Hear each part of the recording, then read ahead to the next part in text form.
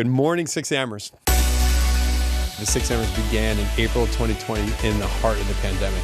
Forming this podcast is our way of extending the community and the message of the community into the world. Good morning, everyone, and welcome to the 6AMERS podcast. My name is Sky Michaels. I'm the host of the podcast, and I'm joined by the amazing Emily Bosser, my co-host. Emily, good morning. Hey, good morning, Sky. How are you? I'm doing awesome. Great. Emily, I have a question for you. We're obviously on these one-word intentions. We do it every month in the 6AMERS. What for you was your favorite one-word intention in the almost 2 years we're doing the 6AMERS together? Do you remember your favorite one-word intention? I would imagine it was wisdom. And the reason because of that, the reason I chose that word, and I might have even chosen that word a couple times in our 2-year progression, is because there is always time to learn something new. We always have the opportunity to become wiser every single day. So great. And you embody that word so well. You're just a person of wisdom. Thank you. Of course. Well, we have a really special interview today, one that's dear to my heart because of the fact that as you know, Emily, my relationship with my mom is so special, and especially single moms who raise their kids. You know, my mom raised us as kids. And we're going to be interviewing Ruth Reffkin, Robert's mom. The story that you're going to hear today and the journey she's been in is just unbelievable. But more importantly, Ruth is also a practicing realtor here at Compass. And when you think about the power of a CEO creating and building a company to empower his mom in what she does as a business, it's just such a special story. So, Emily, for you, what was one of your memories or impacts that you had from this interview? You know, Ruth is an incredible woman. And speaking of wisdom, this woman has some true wisdom. And she shows up as a real and genuine human being. And you will know where she stands about everything. And what I loved about her, though, was that she encourages us to practice everything. You know, she's been doing what she's been doing for quite a while, and she still practices every single day. And she doesn't let her ego get in the way. She knows that if we allow that to happen, if we allow our ego to get in the way, that will stop us. But practicing will allow us so that nothing will actually get in our way. It's powerful. I remember when she was talking also about there's no use for heroics, right? When we're in times of turmoil or we're going through something, the road forward is not about being a hero and doing this massive thing. The road forward is really about doing the little things every single day that eventually build up into big things. So the lesson I want everyone to think about is what are the things I can do consistently every single day that builds into this massive impact. So with that, Ruth Reffkin, enjoy. My first question, I guess, is can you introduce everyone to the group? Like, give us a little bit of your Compass background, like, you know, your agent background or anything that you think makes you Ruth Reffkin. Well, hi, and good morning again. Thank you so much for inviting me. I'm very honored. So I had 2 sales careers in my life. First, I was a life insurance agent with New York Life Insurance Company, and then now I'm a real estate agent. So I've been in sales as a single mother for most of my adult life. I joined Compass because I knew the CEO. But before that, I started in real estate actually in 1999, and I worked at a few different companies, and I hated a lot of what happened in those companies. So a lot of the discussions I had with Robert through the years have been reflected in what Compass is like. Yeah. And what I felt is that basically most companies just take a piece of your commission, give you nothing back. Yeah. Yep. And some on top of that want to charge you desk fees and all that stuff too, and still give you nothing back. Yep. When Robert first started Compass, I did not join. We didn't think it was a good idea, actually. You know, he was starting the company. He was all in one room down in Tribeca, and he didn't need mommy there, basically. But after a while, you know, as he grew, I kept referring agents to join Compass. And a few years later, I said to him one day, what would I have to have produced for you to recruit me the way you're recruiting these other agents? And he told me, and I'd had a pretty good year. So I said, well, actually, I've already done that. And he did it serious double take. I mean, what? And then he started recruiting me seriously. And but I said, no, I'm not coming until you have an office in my neighborhood, which is the Upper West Side of Manhattan. And he promised me the office. It came a year after he promised it, but it's there now. And of course, none of us are in the office. So so that's how I joined Compass. And I was fortunate enough to join Compass just before collections came in. Okay. And so I was there. I was able to be part of the beta and get involved in it. And for me, collections was really the game changer. And still is. Yeah. So that's just a little bit. It's so funny because that mindset of like, oh, we're going to get you the office.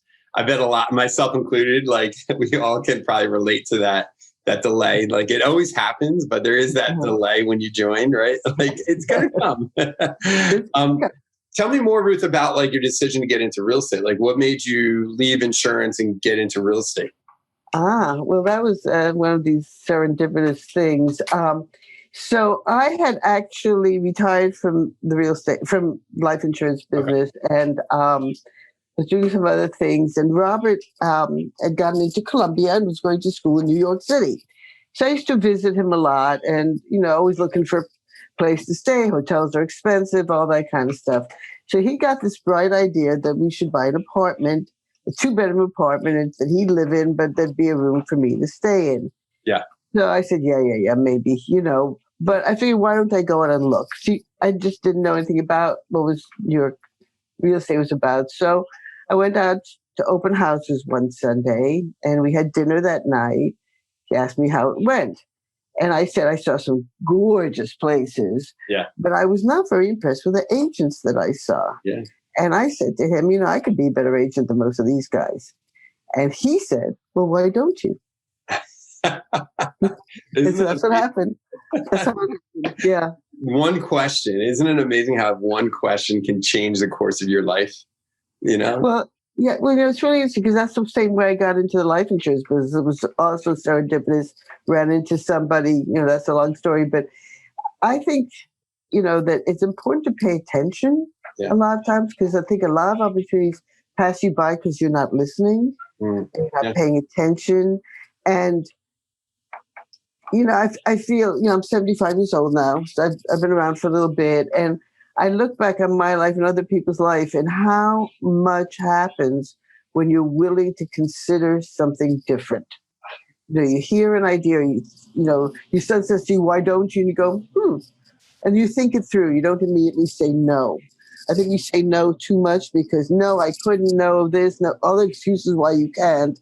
And every once in a while in my life when I've said, well, can I? Then I've had some very good things happen for me. Amazing. Give me another situation where you've said that to yourself, because I think I wish that is such a powerful statement you just said. And let's go down that road. Like where are some other situations where you said, you know what?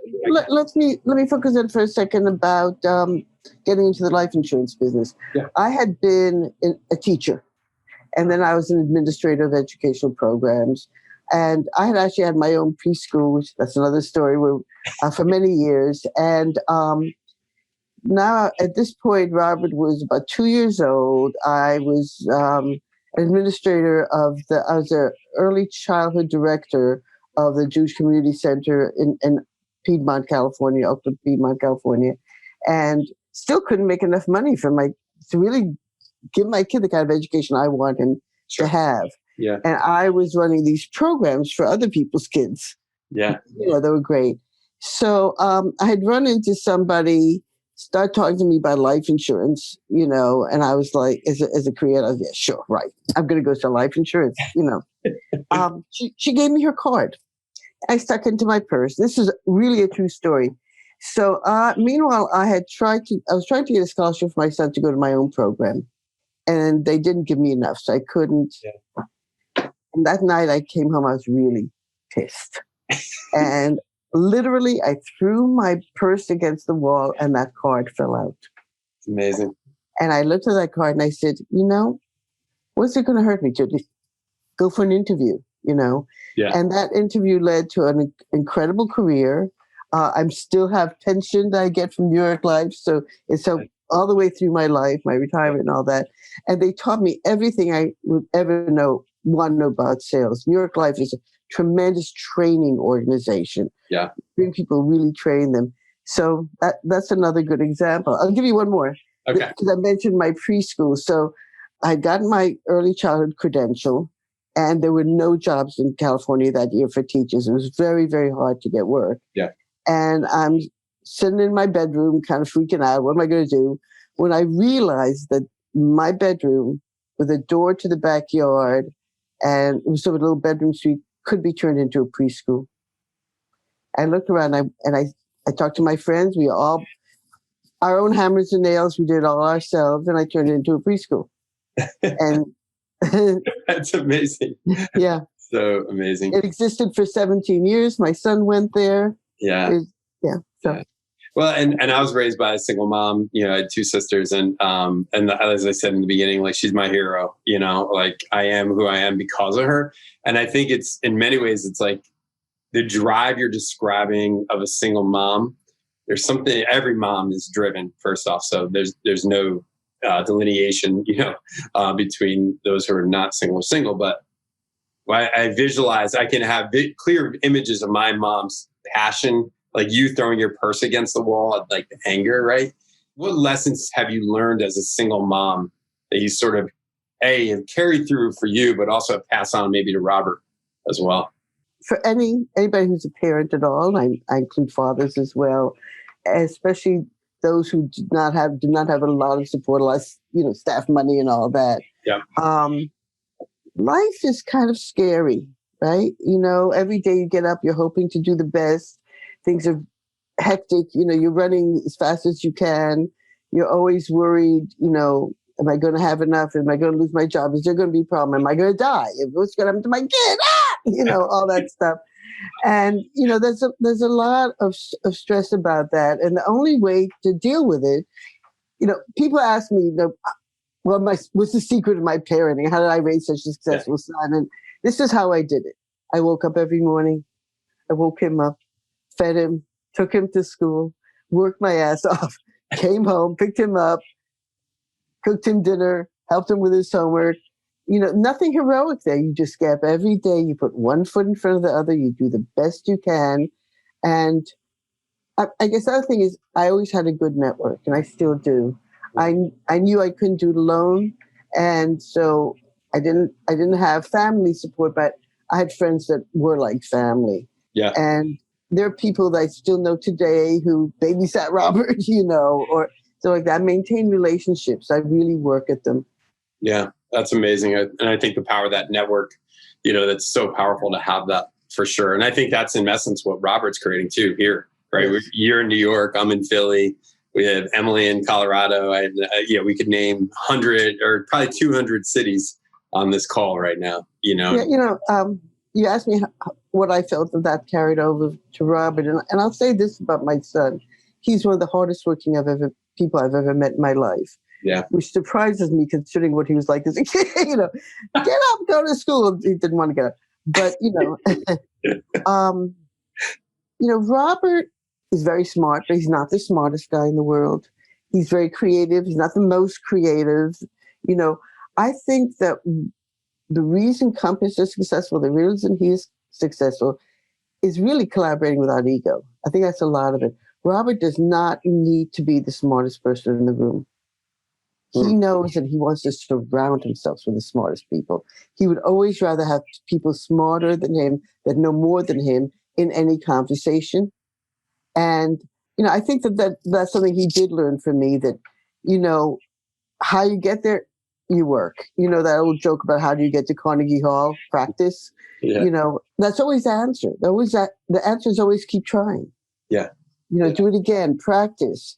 And I think he's really incorporated that. And if somebody asked me what some things are that I'm most proud about him, it's his work ethic. Yeah. really. It's not how much money he's made, or it's that he still gets up every single morning excited about working, and he works harder really than just about anybody I know. Probably, I would agree with that. As someone who gets emails from him at 1 a.m. and then seeing him on a meeting at 8:30, I'm like, okay, I see you. It's what was he like as a kid? Because like you're saying, I always picture him as this little kid waking up and like just dominating his classroom, like being in charge. What was he like as a kid? Well, of course, different stage of his childhood. He was not actually. I remember his kindergarten teacher at a parent conference telling me that he spaced out a lot, that he didn't participate that much. Robert didn't feel very confident when he was a child. And a lot of that, and I think a lot of the parents might understand this. I was always sending him to the best schools I could and give him the best opportunity I could, usually on scholarship or whatever I could do. But that also meant that he was surrounded by people with more advantages than him. And so a lot of times he didn't feel that smart. I remember once as a teenager, him coming home and saying to me that he realized that the kids in his classroom were not all smarter than him, but a lot of them had better vocabulary. And so they were able to express their opinions in ways that he had struggled with. So I said, read more. Read more. You want to build your vocabulary? Read. Didn't take my advice, but nonetheless, so he was insecure, he was a little shy. But one of the things I think that did help about sending him to those kind of schools and programs is rather than being bitter that he didn't have what other people had, it made him aspirational. He wanted that stuff. And we talked about, well, how do you get that? And again, but you work, you work for it. You're not inheriting it. Sorry, But he also, he was always very kind and empathetic to other kids, which is something I really valued. And I think we see that today. I mean, he really cares about people. His friendships are important to him. His family is very important to him. And so I think that as he got older, that really did translate into people liking him. Because he's nice. He doesn't just listen pretending. He really is interested in people. And he was really as a child. By the time he became middle school, teenager, those years, then everything shifted. He became very ambitious. And, he started his own business when he was 13. He took his bar mitzvah money and invested in becoming, a DJ, made a lot of money. And so I think one of the things we can all translate into this is, whether your child is 1 or 21, people need success experiences in order to build confidence. And, and that's what happened. He started having a little success, and then that built and built so that, at a certain point, he realized he could do whatever he set his mind to do. Yeah. How do you deal with as a parent? Because I have 2 kids. My daughter just turned 11 yesterday, and I have an 8-year-old. Oh, my condolences. You're entering a tough time. It's bliss right now, so I'm just staying in that mode. I love you, Dad. I love you too. So, how do you? And to that point, how the fear of the unknown as a parent, how do you navigate that? Oh God, just cry at night. I don't know. Frankly, and I know this may seem sexist. I don't mean it's sexist. I think there's less fear raising a boy in some ways than a girl. The world is so hard on women, but I was raising a Black boy as a white woman. So there was that fear. I had tremendous fear every time he drove out, that kind of stuff. When they reach that age, I was joking, but not really. When 11-year-old girls, they are on the verge, and girls can be very hard on their parents as well. The problem is the stuff as they reach those years, that makes them the most difficult for us is the stuff that's most important for them to develop.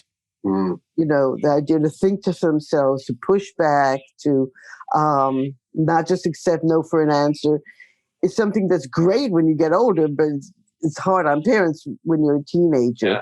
And the snuggliness does end, and you mourn it, but then well, it's actually not appropriate for a man to be snuggling his mother, forever. They have to move on, and now he has somebody else to snuggle, and and that's what happens. Yeah.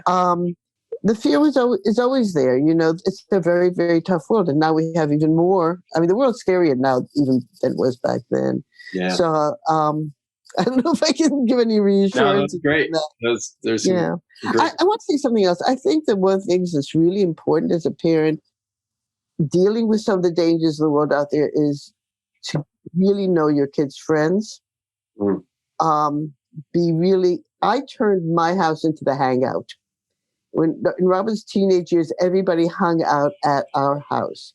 And that's the way I liked it. I kind of, hey, everybody want pizza? Stick around. I was the parent that other parents called to find out where their kids were. And the other way around. Yeah. And one side benefit is several of his childhood friends are now some very good friends of mine. Yeah. We developed separate relationships. Robert sometimes doesn't even, you talk to my mom, what are you talking to her about?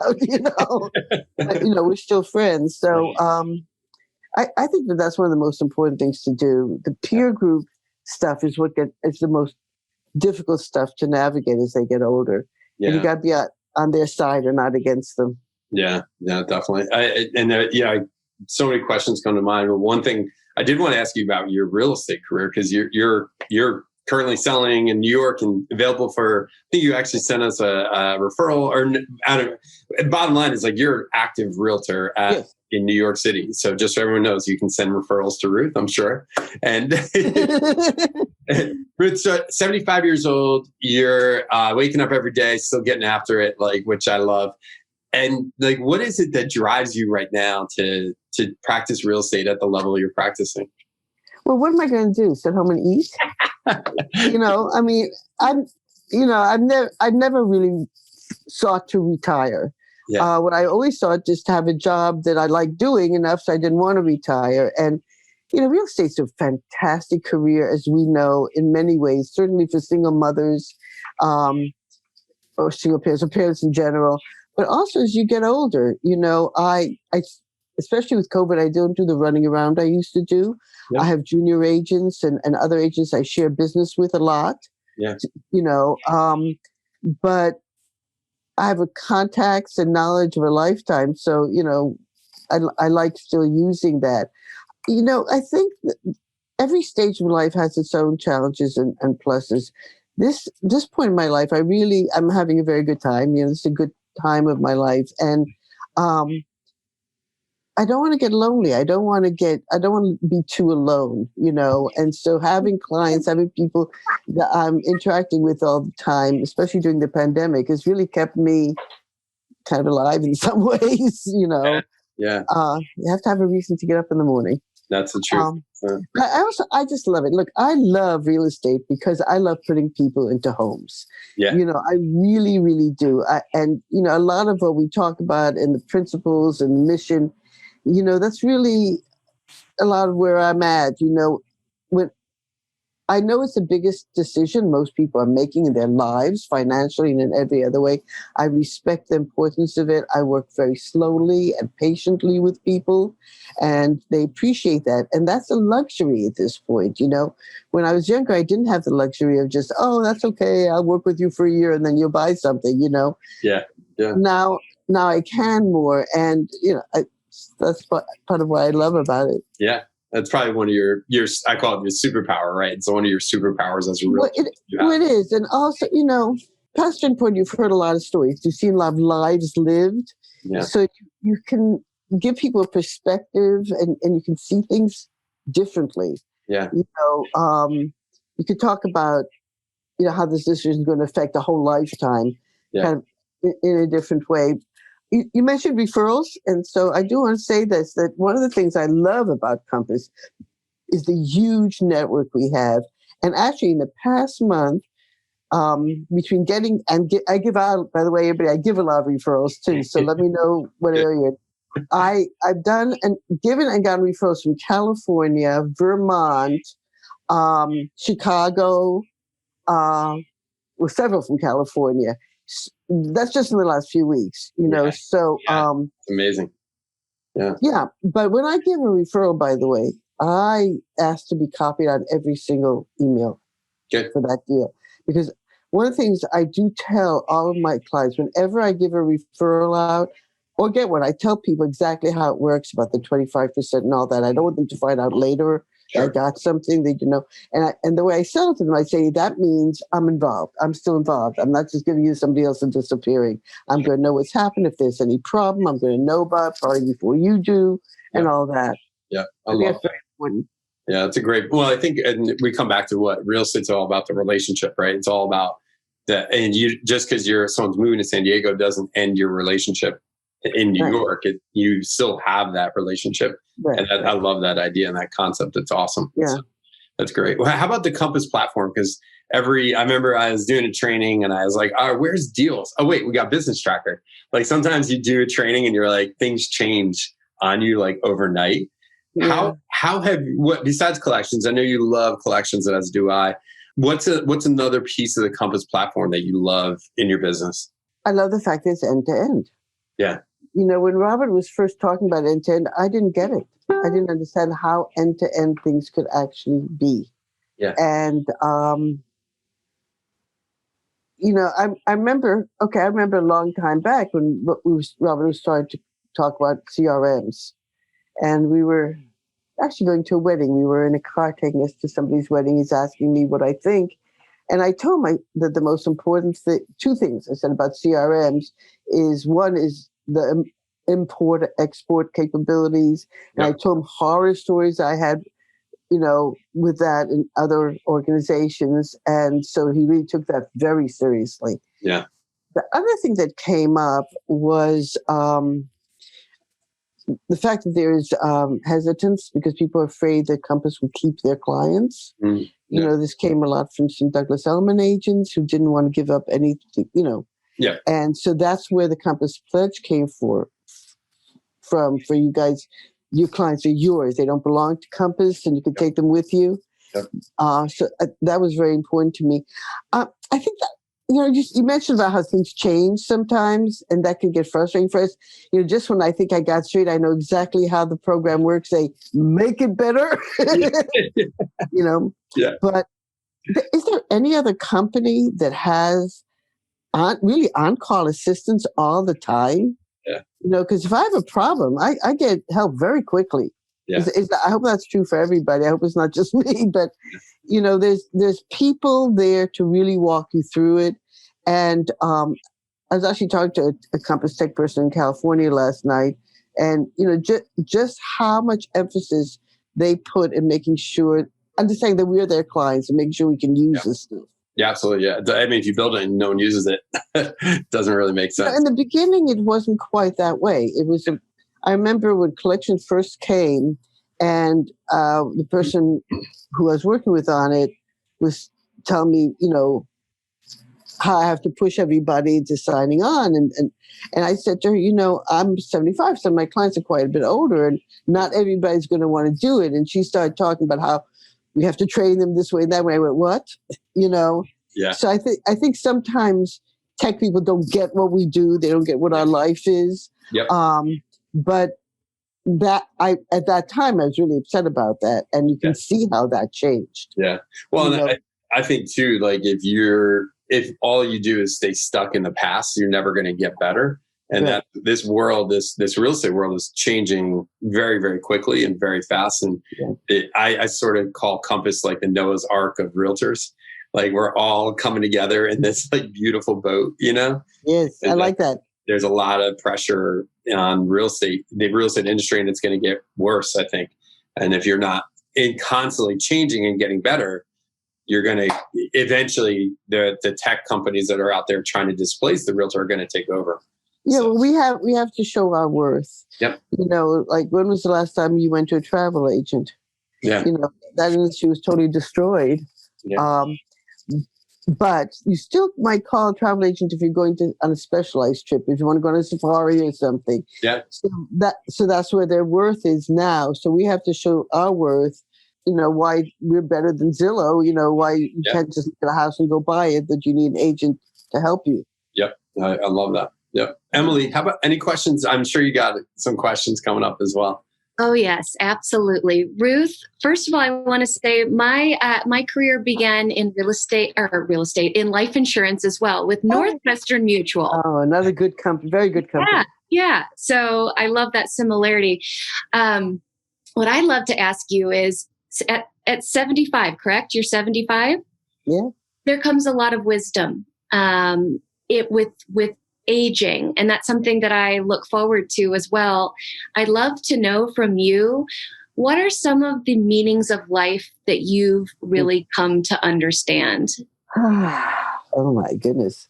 You give us a meditation, then you ask us a very serious question. Well, first of all, I want to say age does not necessarily give you wisdom. Mm. You get experience, but translating experience into wisdom is a process. There's ways in which I feel much wiser, and then there's the same mistakes I made before. Still can't lose the damn weight, you know. So there's that. But one thing I learned is the value of time. You know, it never comes back. I remember feeling once that I can always make more money, but I can never make more time. Ooh. Yeah.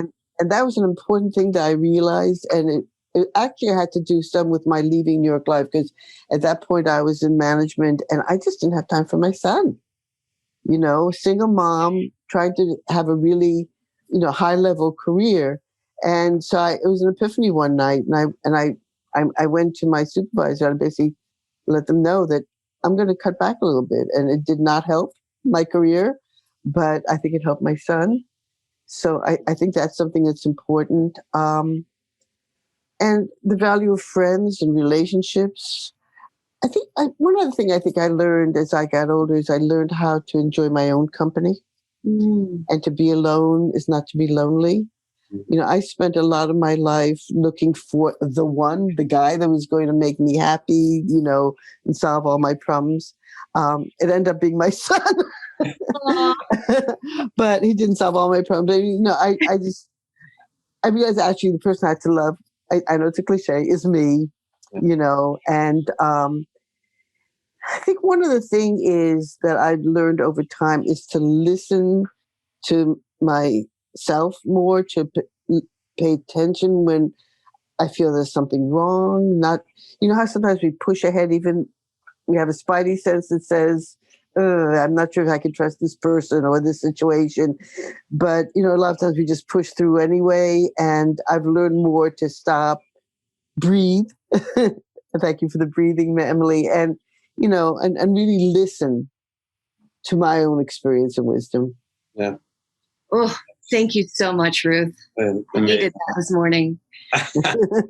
I honestly, Ruth, I've been, so just, I've been doing interviews since April, on every Tuesday and Thursday. I can tell you right now, and this is, I don't say this to everyone. Everyone can attest this. This is my favorite interview I've done. And it is, I think obviously Robert's been an inspiration for me, but I think there's something that talking to you is just connected to me in a really, really deep level. And hopefully all the agents on the call as well. And if you had one bit of advice for every agent, what do you recommend every agent does? I'm going to answer that, but I want to say one other thing first. Because, Guy, when you first asked me to do this, I was insecure about doing it. And as I told you, I'm not a superstar agent. I'm not here. I can't inspire people to great heights because, my son's more successful than I am. But what I've done is made a career, made a life, supported my son, tried to live a balanced life.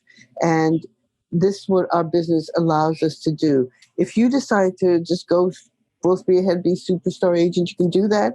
But if you want to just have your family and a life and make a decent living, you can do that too. What a transitional year we're going to have. We've come out of something that none of us ever imagined. Yeah. But don't forget the lessons that we learned in the past year. So we all got more slowed down. We all spent more time with family. We all realized just different parts of ourselves. Don't lose that. Don't say, okay, now I can go full steam ahead again. Yeah. And I do believe, and I'm not saying this is an advertisement. I said this to Robert several times this past year. I said, you built a company made for this time, made for this pandemic and made for this time. We have such incredible tools and assistance that we've been able to survive where other companies haven't. So take advantage of that, look around you, get the support you need, and know that things, what's this AA thing of no problem is so big it can't be made better. Yeah. No situation is so bad we can't improve it. And, my heart really goes out to everybody out there because, like I say, I'm at a point in my life that I don't have to struggle every day just to be able to pay my rent and support my son. I know there are people on this call who are scared, who are worried, who don't know what's going to happen next. The only answer is the one I gave earlier, this little talk. You just have to work. You just have to work hard. It's there for you. You have all the knowledge. You have all the tools. Hold your family close. And, all my love to everybody. I really wish you all the best. And, if anybody needs anything that I can help with, Ruth.Reffkin, compass.com, please do reach out. Yeah. Well, Ruth, I'm going to tell you something that I can guarantee. You are a superstar agent. Volume, units, all of this bullshit, that does not make a superstar. Life, how you treat people, how you raise your kids, how you interact with other people, how you collaborate with other people, that's what makes you a superstar. And you are a superstar agent in my book, and I know in 232 other people's books right now. Thank you so mumuch for the opportunity to talk to you guys. Thank you. That was really impactful for me and absolutely amazing. And I'm a little speechless, I'll be honest with you. And I was telling Emily as well, I said, I'm pretty confident. I don't get nervous around interviewing Robert or talking to anyone. I was nervous interviewing you. I was just because my main point, I didn't want it to be about Robert.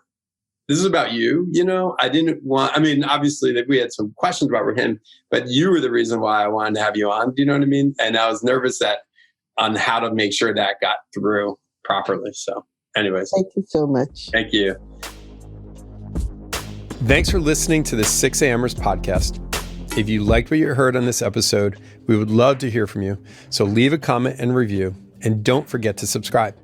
For more information on our 6AMERS community, guests, book recommendations, and more, visit our website at the number 6AMERS.com, the6amers.com. We also invite you to follow us on Instagram for a daily dose of inspiration, motivation, and fun. See you next time.